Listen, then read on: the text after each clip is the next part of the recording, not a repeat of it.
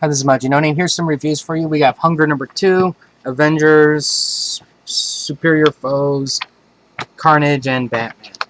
Okay, let's do Batman first. I'll just word it this way, and I don't really want to go too much into this, other than the art's really fantastic for a DC book. But beyond that, my main problem is this: it's Wraith, whatever you want to call him, because to me he's just he's a carbon copy of Bane, and he's a carbon copy of the Court of Owls, and I'm like, if you can't come up with an interesting idea, so what you do is you try to come up with a character that's gonna be bigger, better, stronger. Why don't you just come up with something more creative like they did in the past, like the Riddler? Who here's a guy who's incredibly weak, but yet he's so intelligent, he's able to fight Batman on a different level. Or there's the Scarecrow, or there's the Penguin. Why do you have to come up with somebody who's basically Batman in a better suit of armor, who Batman's going to figure out a way to stop it? I'm like, I'm just done with this types of stuff. I don't know why I keep reading this. Nonsense. Complete and utter nonsense. That's, don't get me started on clones like that. Anyways, let's get on to a better book called Hunger number 2. Now, what we have here is Galactus, and he's on a serious rampage because he found out that Big Macs are 99 cents, and he is hungry. Well, let's go from that. The art is really well done. The way they're drawing the Galactus being this super monstrous size, versus everything else is really well done. I've been like his slight transformation with when he merged, or the Galactus thing merged into him. This is a slightly different Galactus that we normally know and love, and I think that this version, when put back into the Marvel universe proper, he's going to give the superheroes a little bit harder time. Now, the story is pretty much centering around a bunch of Marvel ladies, half naked, but it's centered around Rick Jones and what he's doing. It's basically grooming him to become the savior type thing. The Watcher keeps saying, you must do this, you must do that, and Rick Jones is like, I just want a burger, man, I am hungry. And the Watcher just is not putting up with that. And he's even, in a weird kind of way, bonding races together that normally are at war with each other. So, in the grand scheme of things, if given enough time, Rick Jones they're setting him up to be basically the peacemaker of the universe. And it's just a wonder now if he's going to actually get that chance. We also get the Ultimate Universe's Silver Surfer, and even this character is a little bit different because he's more of an explorer and he observes things versus our Silver Surfer, who tends to meddle a lot more. But overall, I thought this was a really, really good read, and this is how you do a tie-in, to a story arc, not like this mess right here. But this was really good. Okay, Avengers Affinity. Spencer did a great job in terms of the artwork. Now, this is my thing I'm going to say. While this was a good read, it's nothing great. It's nothing earth-shattering. It's nothing fantastic. And in fact, I'm willing to even say to the point, you know what? This isn't even getting me excited for the Infinity. Now, I know more about the Infinity based on the ads versus what this has told me. Yeah, I know there's a big threat coming. Yeah, I know that you need more Avengers. I get all that. But you're not really showing me what's at stake. Yeah, you show me Thanos. Yeah, you showed me his generals. But those people are on Earth, and they're ready to go to space. So that's what I mean is, it's not really grooming me in the right way to get me excited based on the actual story content.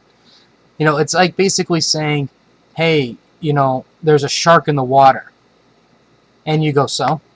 And then you go, hey, there's a big shark in the water. And you're going to go, so?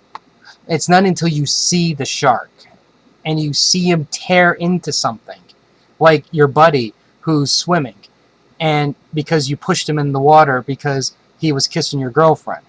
That's when you go, oh my god, that is a huge shark. And then that's a shark that's going to kill me if I go in there. See, and that's what we're missing at this point right here. But overall, though, don't get me wrong, Hickman is really doing a good job in terms of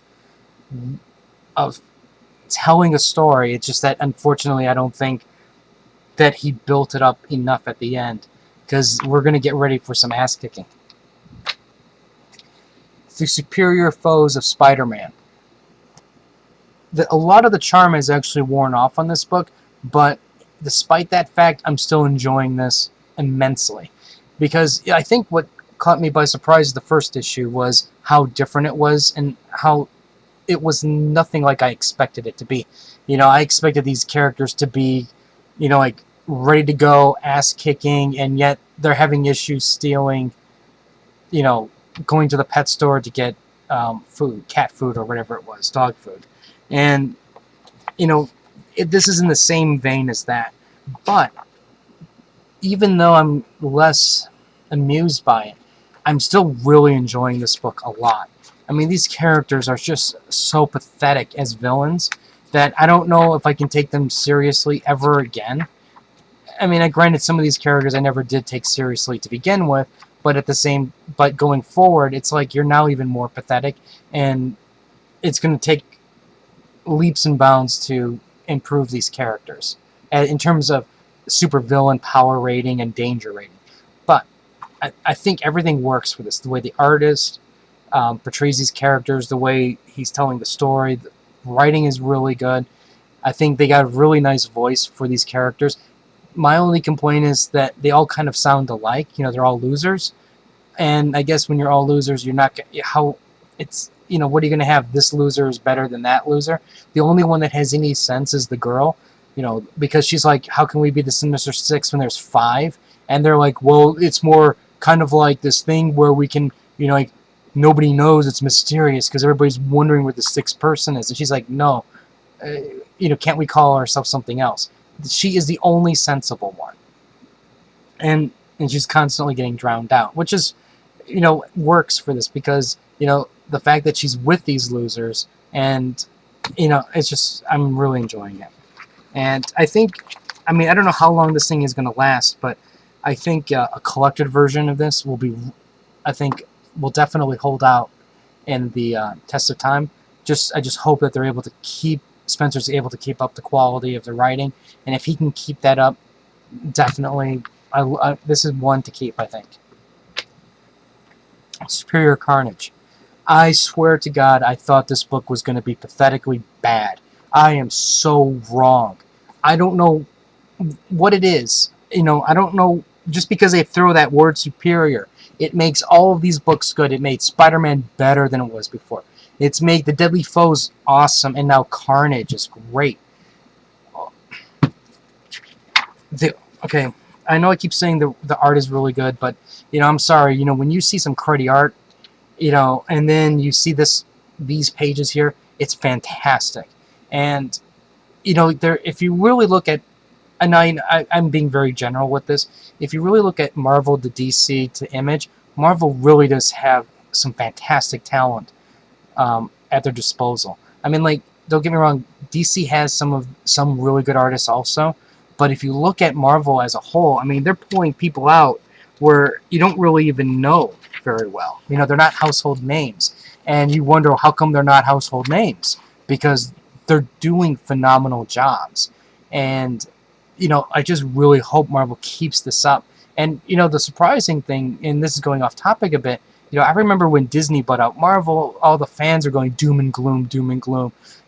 Marvel has gotten more adult, if anything, than it was before after the DC buyout. They're not kidifying these books like everybody thought. The art is, look at Carnage. Carnage is like a nasty creature. And this isn't like anything what I think that all those, like I said, the worry warts were ever expecting. And I don't think we'd have ever gotten a book like this if Disney took over and wanted to make everything kiddie. So anyways, let's go back to my point here.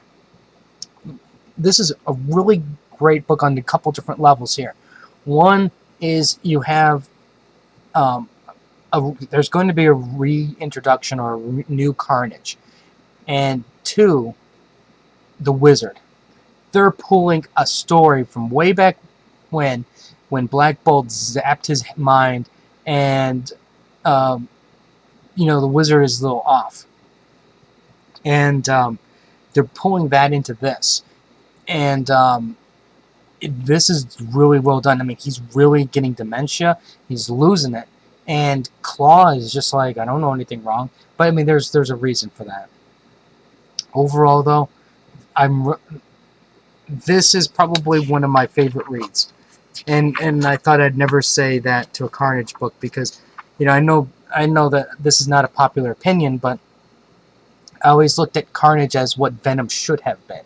It's basically going, well, we know we kind of screwed that up, so we gave you Carnage in its place.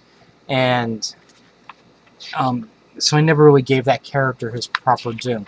But they're really doing a great job with this. And the only thing I'm worried about is I don't know how well they can continue this book. I mean, because this is really, it's not really just Superior Carnage.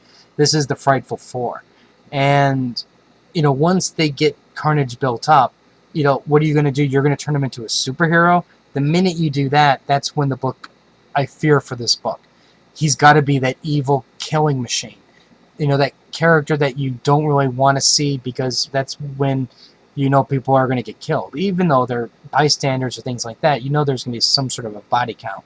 And so I don't know how they're going to be able to keep this up.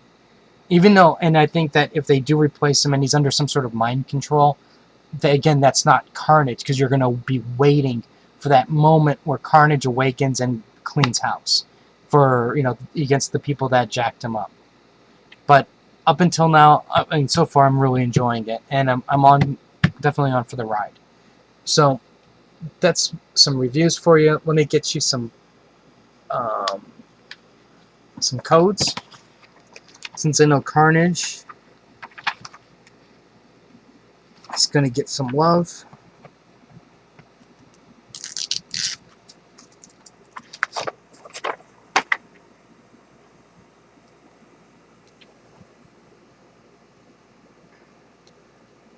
There we go.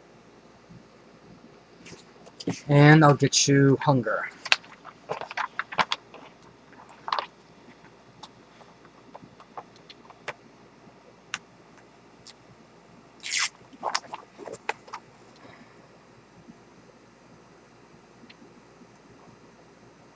Anyways, if you have any other comments or questions, let me know.